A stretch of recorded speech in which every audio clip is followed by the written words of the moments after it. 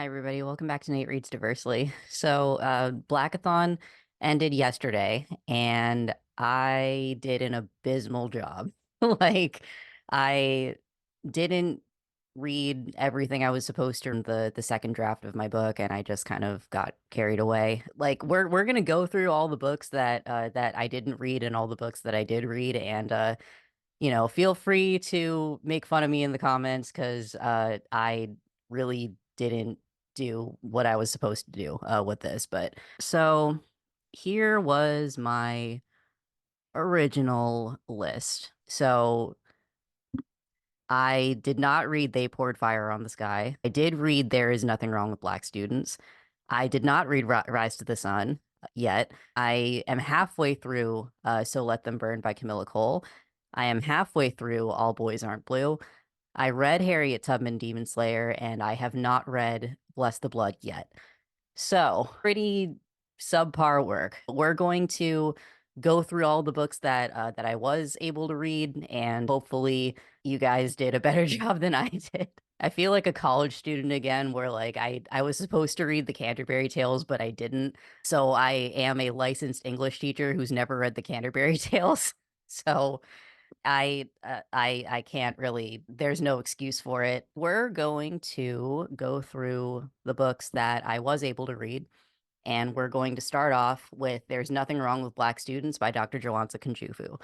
Book starts off with case studies on Black wonderkinds, basically, like, people who, kids who went to college at really young ages, kids who are geniuses in their field for one reason or another. There's just like little anecdotes of these kids and what they were able to achieve. And of course, they were all not educated by the public school system who disenfranchises Black students by being based on property taxes. And so, the entire book is basically an explanation of how it happens that Black students are disenfranchised by the public school system and how we can mitigate that. So I really do appreciate this book. It's a great book for teachers. The opening chapters are about case studies on Black students who did, went beyond what the public education system supposedly thinks that they can achieve. So they're kids who went to college early. There are kids who are like chess prodigies and stuff like that. It kind of makes you wonder, like, how would these kids have been treated compared to their white peers? The main difference is that if these kids were kind of left to their own devices in the public education system, which is set up, which is a inherently racist and unfair system. It's like how these kids would not have been able to achieve what they had if they went through the public school system.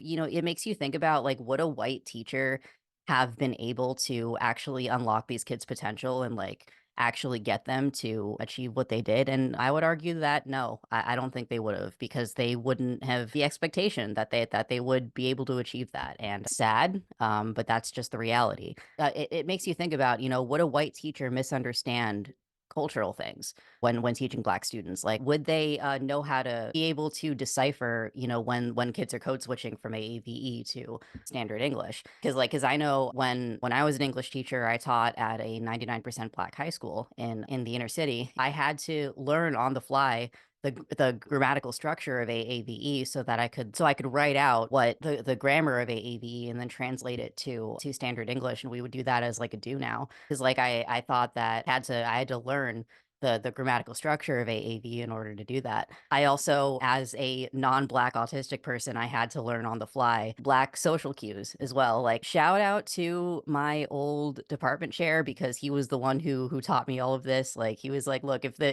the kids are like clapping at you, that means like stop everything. That means like don't argue anymore. I'm like, oh geez, okay. Like, these are things that you have to learn how to do when you're teaching a population of kids that you're not a part of, their group. There are things that you need to learn on the fly. And the public education system is designed to teach these kids out of their natural ways of moving about the world. And like, so it's like when you're marginalized, it's like you not only have to learn what the actual material that's being taught to you, but you also have to train yourself out of the cultural context of where you came from. And that shouldn't be part of the curriculum, but it is. So So this book actually goes into this system was set up to disenfranchise Black students and how we can mitigate that. There's a quote on page 12 that I want to read. So it says, it goes through the data. So I'll read this section here. The scores suggest distinct differences in test outcomes.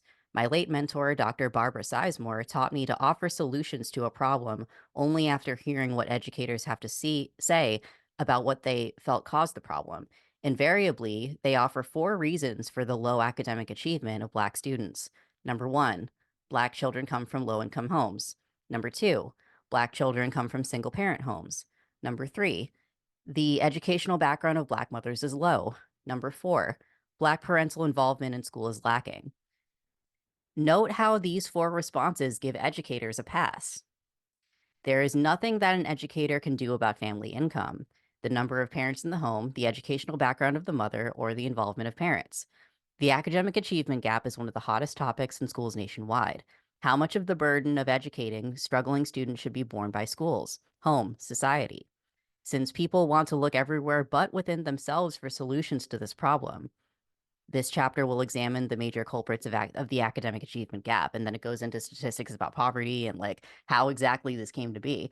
And that's really important. It wouldn't have made sense for me to take this job at a 99% Black high school and not adapt to the language and the cultural aspects of where these kids came from, because like I wouldn't have been able to communicate with them otherwise to learn how to do if you're teaching a marginalized group that is not your own. So it also goes into explaining the history of how the education system was built upon the white default and how it negatively impacts Black students today. So like it goes through how exactly the system came to be, examples of successful schools and the data of like what made them successful. Dr. Kunjufu goes through there's a whole chapter on successful public schools. There's a whole chapter on successful private schools. Even though we don't agree on certain issues like corporal punishment, for instance, I respect that Dr. Kunjufu explains to through this book that like that the public education system was set up for these kids to fail, and how we can fix that. So I do recommend this book. This is a great resource for educators, especially if you're a non-Black teacher teaching in a Black high school. I recommend it. That was There's Nothing Wrong with Black Students. We're going to go on to Harriet Tubman Demon Slayer. Now, I had like kind of a weird thought when I was when I was reading this, because like the monsters that Harriet Tubman's fighting are not demons, they're vampires. So it kind of made me wonder, like, did the author was the author forced to change the title because of Abraham Lincoln, Vampire Hunter? Like I hope not, because like that would be so stupid. It's like, oh, only I'm allowed to write about historical figures killing vampires. Like that would be so stupid. But let's just get into the comic. It was a great comic. It actually doesn't start off with Harriet. It starts off with escaped enslaved people, and they didn't. It was interesting because like they didn't trust Harriet at first. Like they were getting attacked by vampires, enslavers who were vampires. And so it's a classic, kick-ass kind of story. But I appreciated the fact that the family in the beginning didn't trust Harriet right away. So there was like there was depth to that. And yeah, it was kick-ass, and I liked it. So go check it out if you're interested. I got halfway through So Let Them Burn by Camilla Cole, and I'm loving it so far. I mean, like if you haven't picked it up, it just released like last month. So like go pick it up if you're interested. Like I want to like the reason why I haven't finished it though is because I want to take my time with it. There's a lot of backstory, but the backstory is actually woven into the setting itself. So like you're able to see the remains of the war that happened in the beginning, and like how it impacted the characters because of how the characters act in the current time. So even though there would theoretically be a lot of info dumping, it really doesn't come across as info dumping. So I do appreciate that about that book. I do recommend it because I'm very much enjoying it so far. So everybody please check out To Let Them Burn by Camilla Cole. I'm loving it so far. It's a great book. So it's out now, so definitely get your copy. I recommend it. I'm also halfway through All Boys Aren't Blue. I'm gonna be doing an entirely separate video just on All Boys Aren't Blue when I finish it. Like this is another one that I wanted to take my time with because makes you think. It makes you think and feel. And it's not really a book that you can rush through. So that's going to be a whole other separate video. And you know, that's where we have to end it because I did this a lot slower than I should have. That's my Blackathon wrap up. I thank you to Jesse on YouTube for hosting Blackathon for another year. If you haven't given them a follow, their links are going to be down below. I hope that you enjoyed this one, and I will see you in the next one. Take care. There's no excuse for it. All I can do is stand up here and sit. I'm not standing, but like sit up here and do my best, I guess.